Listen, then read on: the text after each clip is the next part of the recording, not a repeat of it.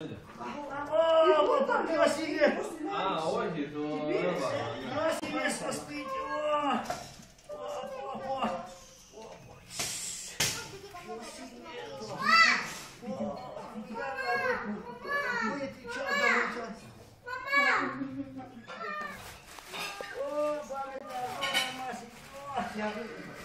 Ох, ярасаме!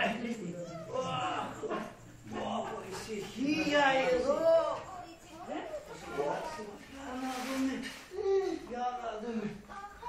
Για να δούμε τι είναι εκεί. Για να δούμε τι έχει γραφεί. Για να δούμε το χαρτάκι είναι ακόμα εκεί.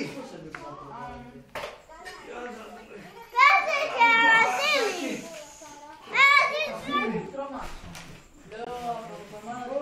Για να δω.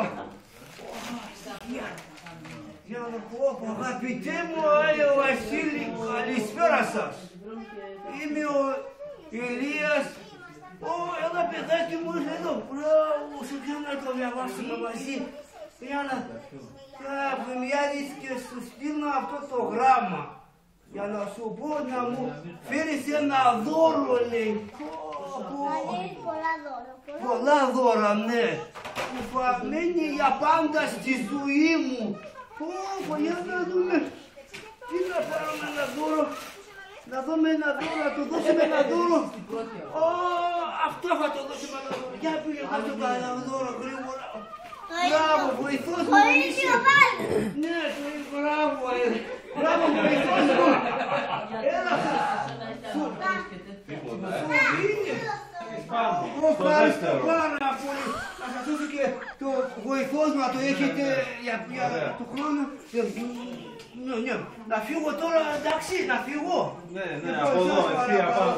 Ευχαριστώ πάρα πολύ.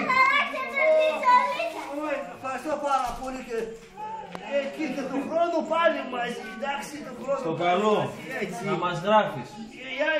Έτσι, ό,τι νομίζετε, ό,τι επιθυμείτε, όλα θα γίνουν στην τέλεια. Γεια σας, γεια σας, γεια σας. Γεια σας. Και το τάρο να πάρει μετά.